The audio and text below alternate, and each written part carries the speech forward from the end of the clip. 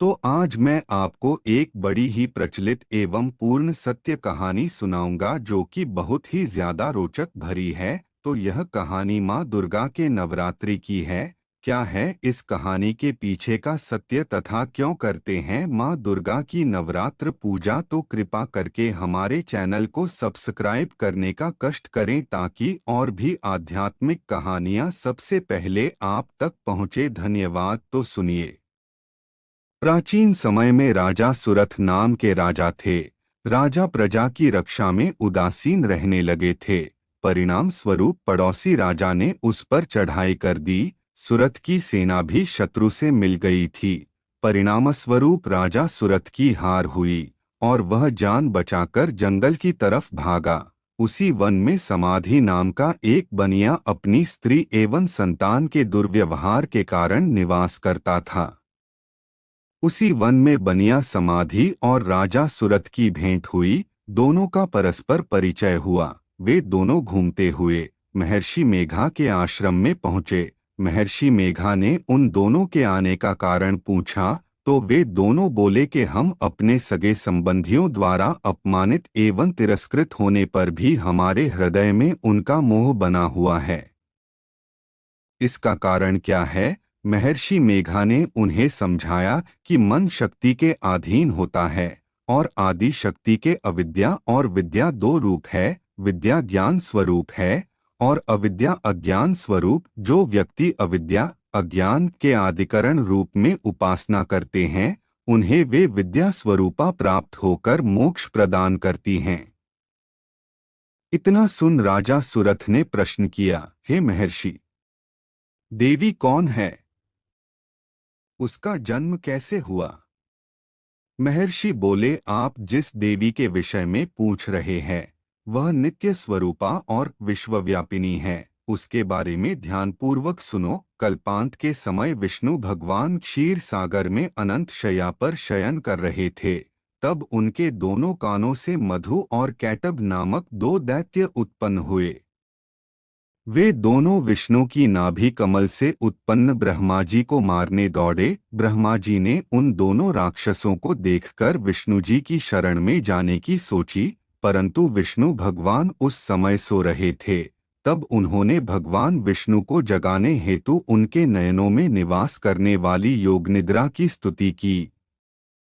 परिणाम स्वरूप तमोगुण अधिष्ठात्री देवी विष्णु भगवान के नेत्र, नासिका, मुख तथा हृदय से निकलकर ब्रह्मा जी के सामने उपस्थित हो गई। योगनिद्रा के निकलते ही विष्णु भगवान उठकर बैठ गए।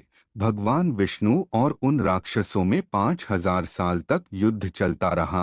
अंत में मधु और कैटब दोनों राक्षस मारे गए। ऋषि बोले, अब ब्रह्मा जी की स्तुति से उत्पन्न महामाया देवी की वीरता तथा प्रभाव का वर्णन करता हूँ, उसे ध्यानपूर्वक सुनो। एक समय देवताओं के स्वामी इंद्र तथा दैत्यों के स्वामी महिषासुर में सैकड़ों वर्षों तक घनघोर संग्राम हुआ। इस युद्ध में देवराज इंद्र की पराजय हुई और महिषासुर इंद्रलोक का स्वामी बन बैठा। अब देवतागण ब्रह्मा के नेतृत्व में भगवान विष्णु और भगवान शंकर की शरण में गए। देवताओं की बातें सुनकर भगवान विष्णु तथा भगवान शंकर क्रोधित हुए।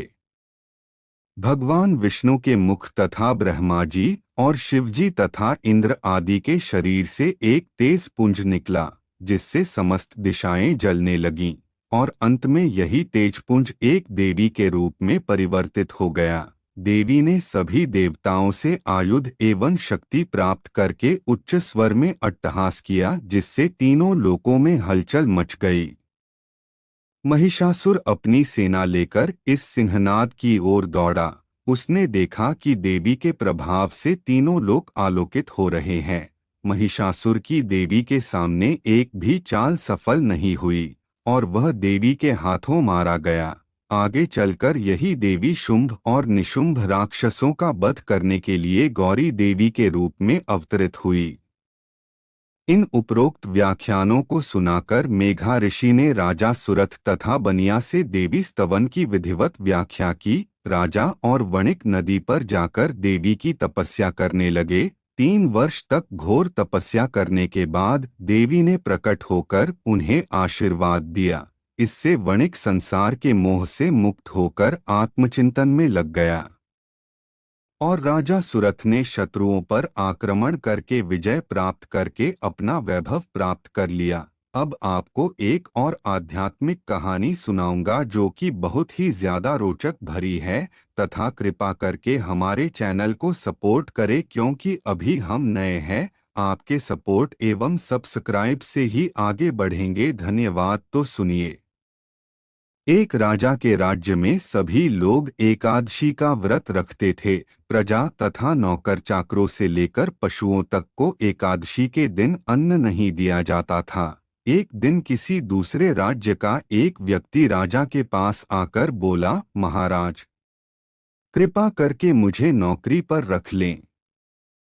तब राजा ने उसके सामने एक शर्त रखी कि ठीक है, रख लेते हैं, किंतु रोज तो तुम्हें खाने को सब कुछ मिलेगा, पर एकादशी को अन्न नहीं मिलेगा। उस व्यक्ति ने उस समय हाँ कर ली, पर एकादशी के दिन जब उसे फलाहार का सामान दिया गया तो वह राजा के सामने जाकर गिड़गिड़ाने लगा, महाराज, इससे मेरा पेट नहीं भरेगा, मैं भूखा ही मर जाऊंगा, मुझे अन्न दे दो। राजा ने उसे शर्त की बात याद दिलाई, पर वह अन्न छोड़ने को राजी नहीं हुआ। तब राजा ने उसे आटा दाल चावल आदि दिए। वह नित्य की तरह नदी पर पहुंचा और स्नान कर भोजन पकाने लगा। जब भोजन बन गया तो वह भगवान को बुलाने लगा, आओ भगवान, भोजन तैयार है। 15 दिन बाद अगली एकादशी को वह राजा से कहने लगा कि महाराज, मुझे दुगुना सामान दीजिए। उस दिन तो मैं भूखा ही रह गया। राजा ने कारण पूछा तो उसने बताया कि हमारे साथ भगवान भी खाते हैं, इसीलिए हम दोनों के लिए ये सामान पूरा नहीं होता। बुलाने पर पीतांबर धारण किए भगवान चतुर्भुज रूप में आ पहुँचे तथा प्रेम से उसके साथ भोजन करने लगे। भोजनादि करके भगवान अंतर्धान हो गए तथा वह अपने काम पर चला गया। 15 दिन बाद अगली एकादशी को वह राजा से कहने लगा कि महाराज, मुझे दुगुना सामान दीजिए। उस दिन तो मैं भूखा ही रह गया। राजा ने कारण पूछा तो उसने बताया कि हमारे साथ भगवान भी खाते हैं, इसीलिए हम दोनों के लिए ये सामान पूरा नहीं होता। यह सुनकर राजा को बड़ा आश्चर्य हुआ। वह बोला, मैं नहीं मान सकता कि भगवान तुम्हारे साथ खाते हैं। मैं तो इतना व्रत रखता हूँ, पूजा करता हूँ, पर भगवान ने मुझे कभी दर्शन नहीं दिए। राजा की बात सुनकर वह बोला, महाराज, यदि विश्वास न हो तो साथ चलकर देख ले। राजा एक पेड़ के पीछे छिपकर बैठ गया। उस व्यक्ति ने भोजन बनाया तथा भगवान को शाम तक पुकारता रहा, परंतु भगवान न आए। अंत में उसने कहा, हे भगवान, यदि आप नहीं आए तो मैं नदी में कूदकर प्राण त्याग दूंगा। लेकिन भगवान नहीं आए। तब वह प्राण त्यागने के उद्देश्य से नदी की तरफ बढ़ा। प्राण त्यागने का उसका दृढ़ इरादा जान शीघ्र ही भगवान ने प्रकट होकर उसे रोक लिया और साथ बैठकर भोजन करने लगे। खा पीकर वे उसे अपने विमान में बिठाकर अपने धाम ले गए। यह देख राजा ने सोचा कि व्रत उपवास से तब तक कोई फायदा नहीं होता जब तक मन शुद्ध न हो। इससे राजा को ज्ञान मिला। वह भी मन से व्रत उपवास करने लगा और अंत में स्वर्ग को प्राप्त हुआ। यह एक बड़ी ही पवित्र व्रत की कहानी है। इसे कब और कैसे करना है, आए जानते हैं। कार्तिक माह की शुक्ल पक्ष की एकादशी को देवोत्थानी एकादशी कहा जाता है। इसे देवोत्थान एकादशी, देवोत्थानी ग्यारस, प्रबोधिनी एकादशी आदि नामों से भी जाना जाता है। ऐसे ही पौराणिक एवं धार्मिक कहानियाँ देखने के लिए हमारे चैनल को सब्सक्राइब करें तथा बेल आइकन दबाएं ताकि और भी आध्यात्मिक कहानियाँ सबसे पहले आप तक पहुँचे। धन्यवाद।